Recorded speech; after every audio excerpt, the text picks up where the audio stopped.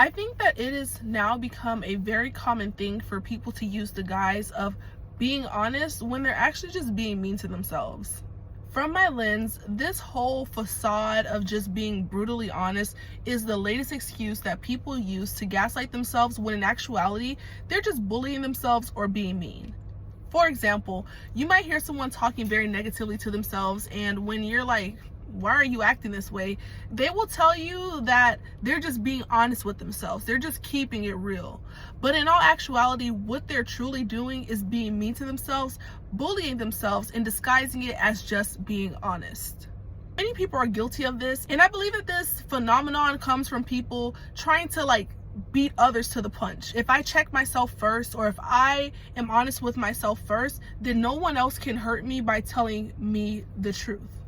So before someone else could tell them, hey, you're not doing this right, or hey, something's wrong with the way you're thinking, something's wrong with the way you're acting, they're going to tell it to themselves first. And a lot of times it comes from someone trying to actually protect themselves so that their expectations either of themselves or of life or of another person don't get too high. So in a sense, they're shielding themselves from being hurt by being disappointed. Only there's no actual way to shield yourself from that. No matter how much you lower your expectations, it doesn't stop the pain of being hurt.